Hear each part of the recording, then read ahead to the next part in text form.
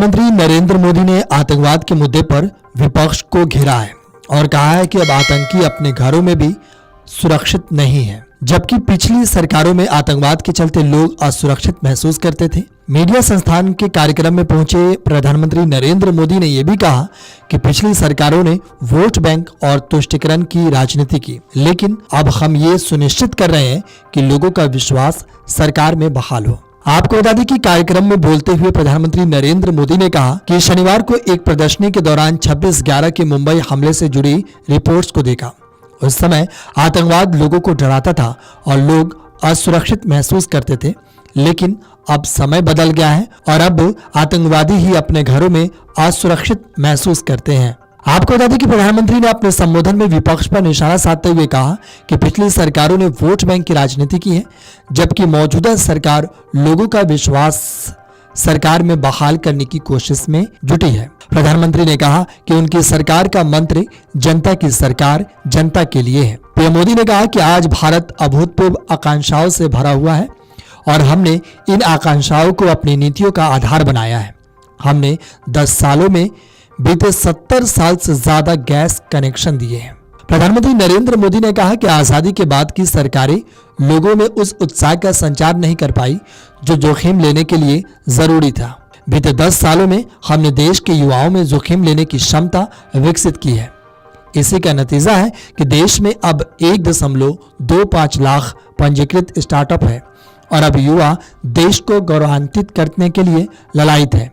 अपनी सरकार की स्वच्छता नीति की तारीफ करते हुए प्रधानमंत्री नरेंद्र मोदी ने कहा कि शौचालय निर्माण से न सिर्फ देश में स्वच्छता बढ़ी है, बल्कि इससे बड़ी तादाद में रोजगार का निर्माण भी हुआ है। आपको बता दें कि प्रधानमंत्री नरेंद्र मोदी महाराष्ट्र और झारखंड विधानसभा चुनाव में ताबड़तोड़ रैलियां कर रहे हैं। प्रधानमंत्री की रैलियों के बाद बीजेपी काफी उत्साहित है।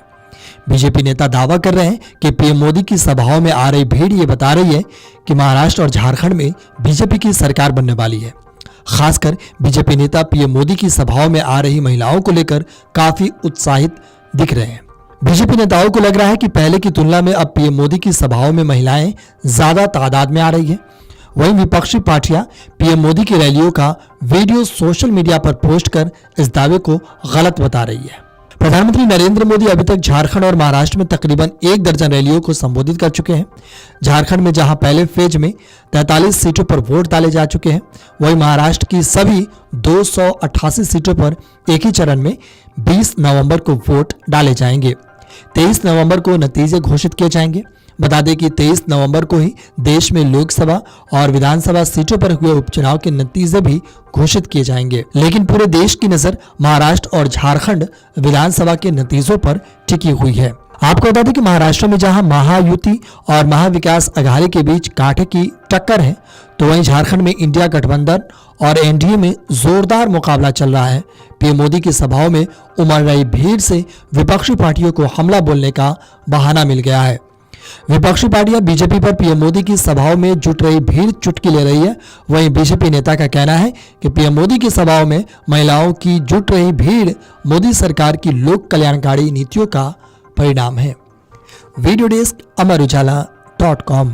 अगर आप ये वीडियो YouTube पर देख रहे हैं तो हमारे चैनल को सब्सक्राइब करें और बेल आइकन को दबाना ना भूलें। अगर आप Facebook पर ये वीडियो देख रहे हैं तो हमारे पेज को लाइक करें।